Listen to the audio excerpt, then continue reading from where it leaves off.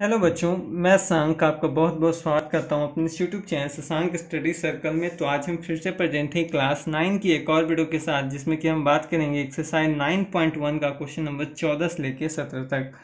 तो इसके पिछले महीने 1 से लेकर 13 तक का वीडियो बना चुका है। तो आप अगर आपने नहीं देखा तो जाइए हमारे चैनल के प्लेलिस्ट में, वहाँ क्लास 9 के सिन्हा का आपको वीडियो मिल जाएगा। तो आप जाकर वहाँ से आप पूरा प्लेलिस्ट चैप्टर 1 से लेके आप चैप्टर जो आपका 18 है उसमें भी आप देख सकते हैं। बीच में जो हमने है ज्योमेट्री छोड़ा था, तो अभी ज्योमेट्री हम वो पढ़ा रहे हैं आपको।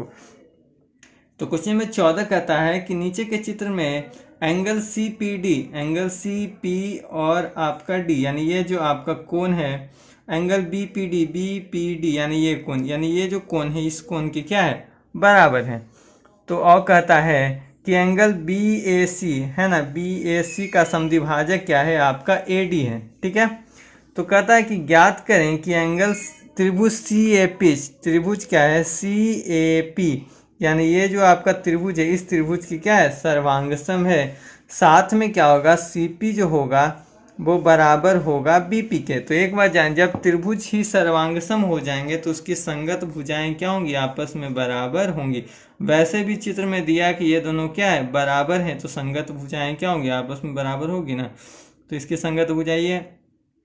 तो चलिए स्टार्ट करते हैं, बनाते हैं। सबसे पहले जो क्वेश्चन में दिया है वो तो लिखेंगे ना कि दिया है, क्या है दिया है, क्या दिया है कि एंगल सी पी डी बराबर है एंगल बी पी डी के, और दिया है कि ए डी क्या है, एंगल ए का समद्विभाजक है। क्या है, ए डी क्या है, एंगल ए का समद्विभाजक है। चलो हो गया। तो सिद्ध करना है क्या, तो सिद्ध करना है। चलिए, जो सिद्ध करना है, अब जो सिद्ध करना है उसको लिखें। सिद्ध क्या करना है, दो चीज़ें सिद्ध करनी है कि पहला है त्रिभुज सी ए पी सर्वांग सम त्रिभुज बी ए पी, और दूसरा है हमारा कि सी पी जो है वो बी पी के क्या है, बराबर है। तो सबसे पहले क्या है, हम प्रमाण देंगे। क्या है, प्रमाण देंगे ना। तो प्रमाण में एक चीज़ बताइए कि जब ये दोनों क्या है, यहाँ पर क्या है, बराबर है, ठीक है, बराबर है, और ये भुजाएं भी क्या दी हुई है, बराबर है, तो आप देख सकते हैं कि इसकी संगत क्या है, ये एक रेखा पे एक कोण 180 डिग्री और इधर वाला भी क्या है 180 डिग्री हो जाएगा ना। तो यदि इसको सीधा अगर मान लें तो क्या हो जाएगा कि आपका जैसे सी पी डी यानी ये भुजा, ठीक है, और इधर वाला भुजा, क्योंकि एक रेखा पर कुल कोण 180 डिग्री, तो उस प्रकार इधर भी कुल कितना, इन दोनों कोण को मिलाएंगे तो कितना हो जाएगा, 180 डिग्री हो जाएगा। तो चलिए लिखते हैं। सबसे पहले लिखेंगे कि angle A P C plus angle C P D बराबर 180 डिग्री। एंगल क्या है, ए पी सी यानी ये कोण और ये कोण, इन दोनों को जोड़ेंगे तो क्या होगा, 180 डिग्री। ठीक है, रैखिक युग्म से, ठीक है, लीनियर प्रोपोर्शन इसको बोलते हैं। ठीक है, दूसरा लिखेंगे कि angle A P B plus angle B P D बराबर 180 डिग्री। ये भी कैसे, लीनियर प्रोपोर्शन, यानी इधर वाला ये जो है, ठीक है, तो इसको मिलाएंगे तो 180 डिग्री हो जाए। अब क्या है, इसको मान ले समीकरण 1, इसको मान ले क्या, समीकरण 2।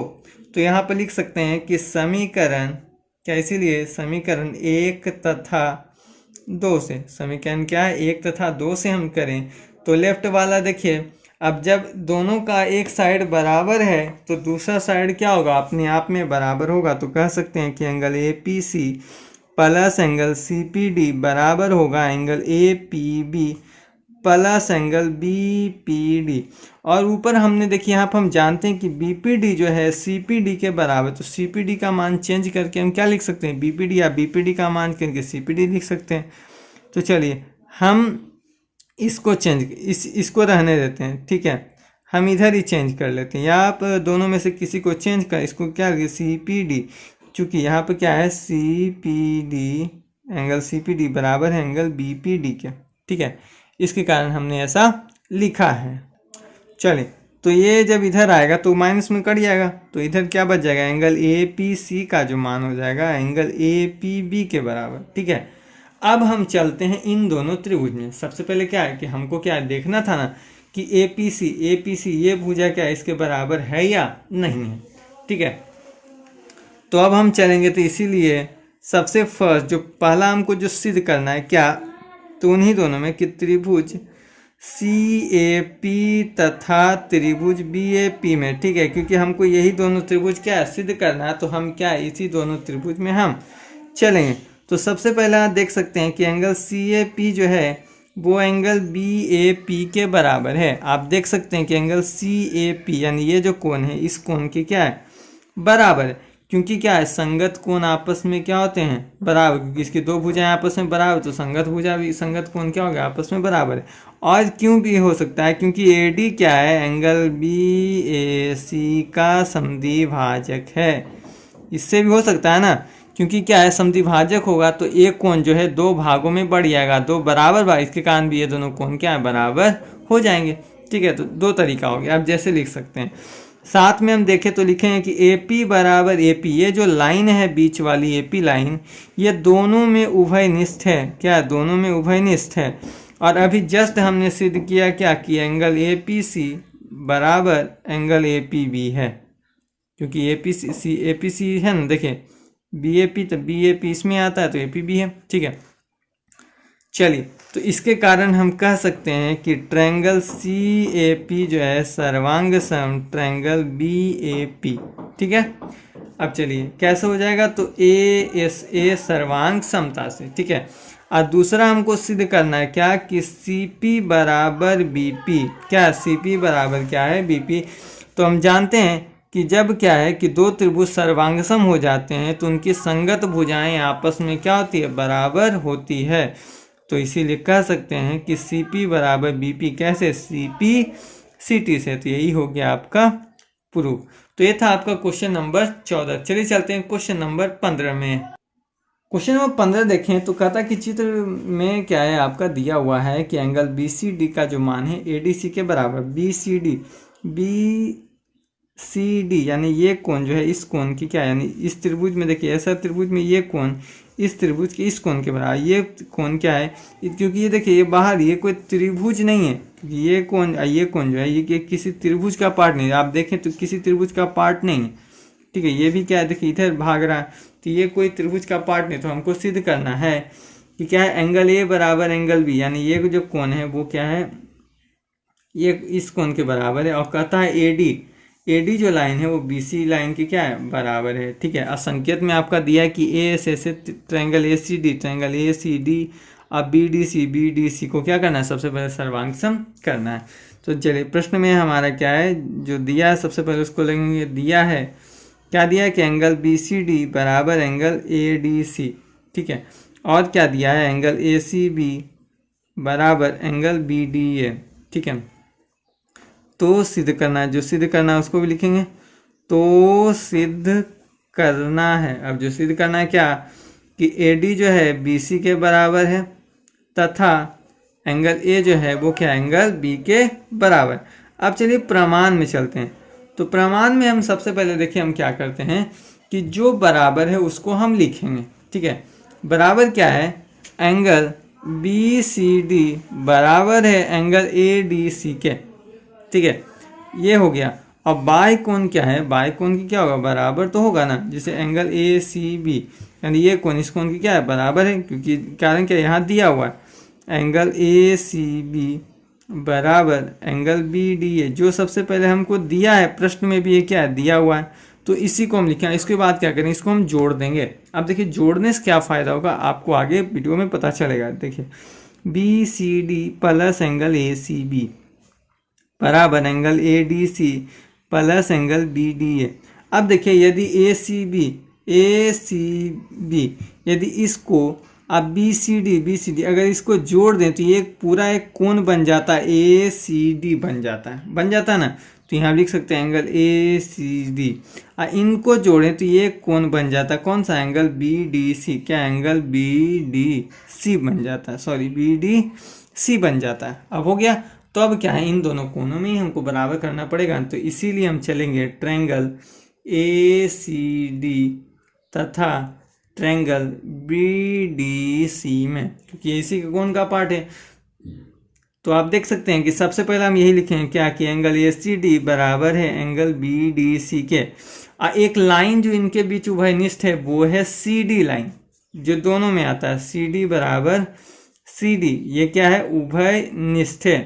और इसमें मिलता क्या है कि एंगल ए डी सी बराबर एंगल बी सी डी। ठीक है, यहाँ देखिए तो एंगल ए डी सी यानी ये कोण बराबर एंगल बी सी डी के, यानी है ना ये दोनों कोण बराबर, ये तो प्रश्न में दिया हुआ है, ये क्या है दिया है। तो इसके कारण क्या हो जाएगा कि ये जो दोनों त्रिभुज है ट्रायंगल ए सी डी बराबर हो जाएगा एंगल बी डी सी के।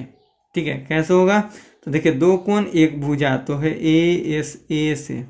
ठीक है, जब ये दोनों बराबर हो गया तो आपका जो सिद्ध करना है ए डी बराबर बी सी और एंगल ए बराबर एंगल बी होगा। क्यों होगा, क्योंकि क्या है आप जानते हैं दो सर्वांगसम त्रिभुज की संगत भुजा और संगत कोण आपस में क्या होते हैं बराबर होते हैं। इसी को हम क्या सीपीसीटी के फॉर्म में लिखते हैं। ध्यान देख लीजिए कि इसके कारण क्या हो जाए कि ए डी भुजा क्या बी सी के बराबर, एंगल ए क्या हो गया एंगल बी के, क्योंकि इसके क्या है कोण बराबर है तो क्या संगत कोण क्या आपस में बराबर, असंगत भुजा भी क्या आपस में बराबर है। तो इस प्रकार क्या है आपके क्वेश्चन नंबर 15 का सोल्यूशन है। आशा करते हैं आपको वीडियो पसंद आएगा। तो वीडियो पसंद आए तो प्लीज़ लाइक करें, शेयर करें और उन तक वीडियो पहुँचाएँ जिनको इस वीडियो की ज़रूरत है। तो चलिए चलते हैं क्वेश्चन नंबर 16 में। क्वेश्चन नंबर 16 कहता है कि समद्विबाहु त्रिभुज है, कहता है कि दो बराबर भुजाओं में से एक को आधार क्या है, आधार के सम्मुख शीर्षों की ओर बढ़ाया गया, एक को बढ़ाया गया। तो कहता है कि सिद्ध करें कि बहिष्कोण आधार पर के दो कोण यानी इन दोनों कोणों का दुगना है। तो इसको हम दो नियम से बना सकते हैं। यदि हम यहाँ पर लिखें तो एंगल डी ए सी यानी जो ये आपका बहिष्कोण है, तो बहिष्कोण जानते हैं कि अंदर वाले दो कोणों के क्या योग के बराबर होता है। तो लिख सकते हैं कि angle A B C plus angle A C B. क्यों है, क्योंकि ये बाह्य कोण है। क्या होता है बाह्य कोण है। अब बाह्य कोण क्या है अपने सम्मुख अंतः कोणों के क्या योगों के बराबर। तो इसका मान 2 थीटा है, इसका मान है थीटा, इसका मान है थीटा, तो 2 थीटा बराबर क्या है 2 थीटा। तो ये आपको क्या हो गया प्रूफ हो गया। यह आपका फर्स्ट था। या आप ऐसे बना सकते हैं यानी सेकेंड मेथड। क्या है सेकेंड मेथड। ठीक है, अब देखिए हम कुछ क्या है इसका सेकेंड मेथड हम जानिए। ये तो काफ़ी आसान था। जो हमें क्या है रिटेन में बनाना है, यदि लॉन्ग में बनाना है तो हम कैसे बनाएंगे। सबसे पहले दिया क्या कि ए बी सी क्या है एक समद्विबाहु त्रिभुज है। क्या है समद्विबाहु त्रिभुज है। तो समद्विबाहु त्रिभुज है तो बराबर होगा ना, दो भुजाएं, तो ए बी बराबर ए सी है। ठीक है, यहाँ पर जो दिया हुआ है कि ए बी बराबर क्या है आपका ए सी है ना, ए बी बराबर ए सी है। चलिए अब जो और क्या है यहाँ साथ में लिख देते हैं कि बी ए को डी तक बढ़ाया गया। क्या एक कथन एक भुजा को बढ़ाया गया, बी ए को डी तक क्या है बढ़ाया गया। ठीक है, इसको हम क्या हमने बढ़ा दिया। तो सिद्ध करना है क्या है, तो सिद्ध करना है। अब सिद्ध क्या करना है कि एंगल डी ए सी बराबर है 2 गुना एंगल ए बी सी, है ना, कि जो बहिष्कोण है वो क्या अंतर आधार पर के अंतर दो कोणों के क्या योग के बराबर है। चलिए तो अब देखिए इसको हम प्रमाण में चलते हैं। चलिए प्रमाण में चलते हैं। तो सबसे पहले दिया क्या है कि ए बी बराबर ए सी क्या है पहले ही आपका दिया है। ठीक है, तो जब दो भुजा बराबर है तो उसके सम्मुख अंतर कोण इसके सामने का कोण इसके सामने, तो ये दोनों कोण भी क्या होंगे आपस में बराबर, यानी कह सकते हैं कि एंगल ए बी सी बराबर एंगल ए सी बी। क्यों, क्योंकि जानते हैं कि सम्मुख कोण की सम्मुख भुजा बराबर, यानी सम्मुख भुजा के सम्मुख कोण क्या होते हैं बराबर होते हैं। सम्मुख कोण क्या होते हैं बराबर होते हैं, इतना हमको क्या है पता है। ठीक है, अब जिसके कारण क्या हो जाएगा तो कह सकते हैं कि एंगल डी ए सी का जो मान होगा वो angle A B C plus angle A C B के क्या होगा बराबर होगा, क्योंकि ये क्या है बाह्य कोण है। और यहाँ पर हम देखें कि एंगल ए सी बी बराबर है एंगल ए बी सी के, तो इसको लिख सकते हैं ना एंगल ए बी सी, इसका मान चेंज करके एंगल ए बी सी, चूँकि क्या है ए बी सी बराबर है एंगल ए सी बी के, तो कह सकते हैं एंगल डी ए सी बराबर 2 गुना एंगल ए बी सी। ठीक है, यही चीज़ क्या करना था आपको प्रूफ करना था। तो ये था आपका क्वेश्चन नंबर 16 का सॉल्यूशन। आशा करते हैं आपको वीडियो पसंद आया होगा। तो चलिए चलते हैं क्वेश्चन नंबर 17 में। क्वेश्चन नंबर 17 कहता है, आपका थोड़ा सा लॉन्ग क्वेश्चन है। कहता कि बगल के चित्र में चतुर्भुज एबीसीडी की सम्मुख भुजा AB और CD के मध्य बिंदु M तथा N को मिलाने वाली रेखाखंड दोनों पर लंब है, साबित करें कि चतुर्भुज की दूसरी भुजाएं बराबर है।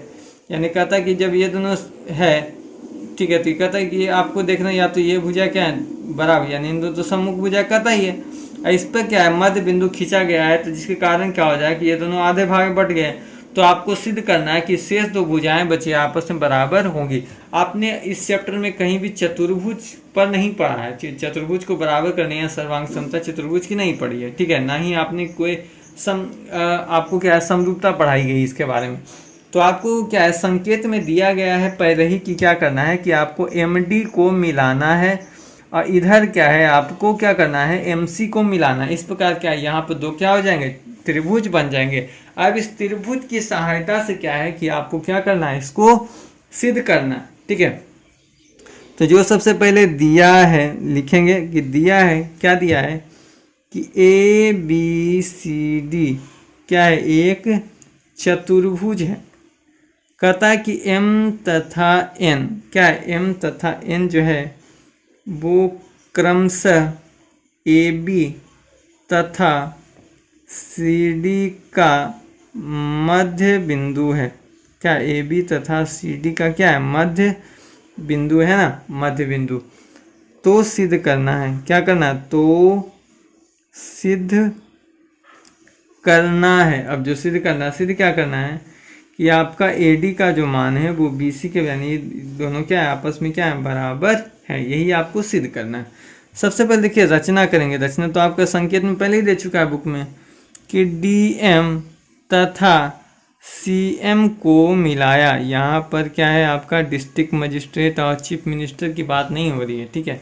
यहाँ पे क्या ये दोनों जो दो शीर्ष हैं उसको आपको क्या करना है, मिलाना, ठीक है।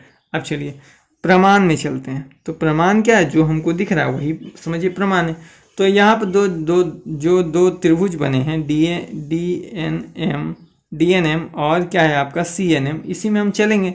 यानी त्रिभुज DNM तथा त्रिभुज CNM में आप देखेंगे कि MN का जो मान है, ठीक है, MN का जो मान है वो इधर भी इस त्रिभुज में भी MN आता है। यानी ये क्या है, उभयनिष्ठ है, ठीक है, ये क्या है उभयनिष्ठ है। और देखें कि एंगल DNM जो है वो बराबर है एंगल CNM के DNM, क्योंकि क्या है प्रत्येक 90 डिग्री, प्रत्येक क्या है ये 90 डिग्री, जानते हैं कि प्रत्येक 90 डिग्री आपस में बराबर है। और देख सकते हैं कि DN का जो मान है वो क्या है कि CN के मान के बराबर है।